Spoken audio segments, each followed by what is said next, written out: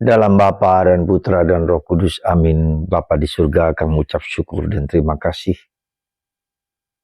ketika muridmu Petrus, Yakobus, dan Yohanes telah melihat kemuliaan Allah, melihat surga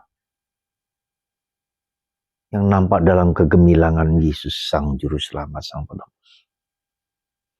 Bantu kami ya Bapa, di masa tobat ini kami mengalami kasih-Mu, mengalami cinta-Mu yang tak terhingga seperti ketika Rasul.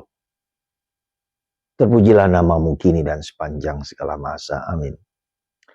Para saudara,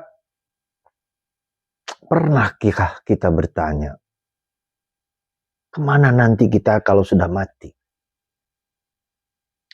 Mungkin bagi orang-orang seumur kita, pertanyaan itu pertanyaan yang sangat-sangat mendasar.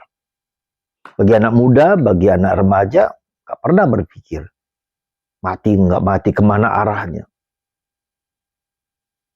Dan inilah kepastian di dalam agama Katolik sejujur-jujurnya. Karena surga adalah berarti beatific vision. Pemandangan yang bahagia karena bertemu, memandang wajah dan wajah dengan Allah di surga. Ini kepastian yang luar biasa. Ya. Maaf kata kalau saya mau katakan, di agama sebelah dan agama lain tidak jelas apa artinya masuk setelah kematian, apa artinya surga, dan mau kemana kita setelah mati dikubur. Hanya di gereja Katolik punya pandangan yang mengatakan dan meyakini surga akhir hidup kita adalah memandang dengan Allah wajah dan wajah. Hari ini kita diajak untuk merenungkan pengalaman transfigurasi. Yesus berubah rupa di atas gunung, disaksikan dan didampingi oleh tokoh besar dalam perjanjian lama yang sangat berpengaruh, Musa dan Elia. Musa dan Elia ribuan tahun yang lalu mereka mati tapi hidup. Di hadapan Allah tidak ada kematian. Dan itu yang sejujurnya ketika saya mencoba merenungkan peristiwa transfigurasi ini, kita melihat, merasakan, memandang Allah, wajah dengan Allah. Dan itu kepastian. Maka Anda sebagai orang Katolik jangan pernah menyesal. Hidup kita adalah perjumpaan wajah dengan Allah dan di surga. Maka transfigurasi di atas gunung ketiga murid ini merupakan janji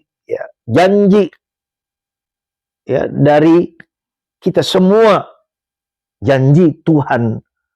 Kalau kita berdoa dengan sungguh-sungguh, dengan penuh iman dan perjuangan kita untuk berdoa, untuk naik ke atas gunung Tuhan, itu kita mengalami di gunung Tuhan, kita bertemu dengan Yesus Kristus. Dan itulah yang kemudian kita lihat terjadi bahwa orang Karmelit mengatakan di gunung Tuhan itu, puncak gunung Tuhan itu adalah Yesus Kristus. Wow. Disitulah kami para Karmelit menyadari di gunung Tuhan, di puncak itu kita bertemu dengan Yesus, Sang Juru Selamat, Sang Penebus. Karena itulah saudaraku terkasih dalam Kristus, mari kita di masa Prapaskah ini belajar untuk kita mengevaluasi, menginterpretasi dan merenungkan kembali sejauh mana hidup doa kita. Kita bisa melihat bagaimana Musa yang naik ke atas gunung Horeb yang jauh sekali, dan di sana ia 40 hari 40 malam berpuasa. Nabi Elia juga dari Israel menuju ke gunung Horeb, 40 hari dia berpuasa. Dan mereka mengalami puncak perjumpaan dengan Tuhan.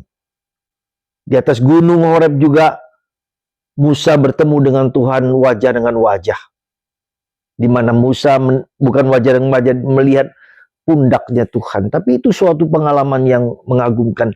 Elia mengalami angin sepoi-sepoi bahasa yang dia rasakan sebagai keagungan Tuhan. Maka mari saudaraku, kita cek ulang hidup doa kita. Betul kita disungguh-sungguhkah kita berdoa dengan sungguh, penuh iman, penuh kasih, menyerahkan segalanya kepada Tuhan. Satu sisi kita berdoa. Satu sisi kita berpuasa. Ketika orang naik gunung, dia harus berpuasa. Dia harus melepaskan segala sesuatu. Meringankan supaya ringan naik ke atas gunung. Dia lepas bebas terhadap segala sesuatu. Dan disitulah kita bisa melihat perjumpaan dengan Allah itu. Ya, dengan Yesus yang mulia itu. Ya, kita bisa melihat Yesus, katakanlah dalam tanda petik, beramal, menunjukkan kepada para rasul, ketiga rasul yang dikasih Yesus itu mengalami puncak kebersatuan.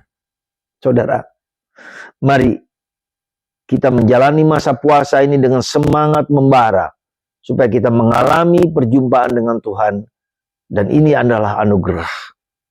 Maka seperti Petrus, Tuhan, kami akan dirikan kemah bagimu, bagi Musa dan bagi Elia. Dan mereka hidup bersama Tuhan. Meskipun mereka mati, hidup bersama Tuhan.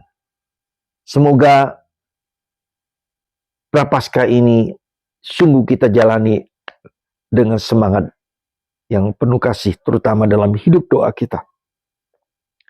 Mari kita meluangkan waktu dan memberikan waktu untuk bersemuka dengan Allah. Puji Tuhan, kita mengalami segalanya. Berkat Tuhan atas Anda semua untuk berani meluangkan waktu di gunung Tuhan, dalam kesunyian, dalam keheningan. Tuhan memberkati Anda, Bapa, Putra, dan Roh Kudus. Amin.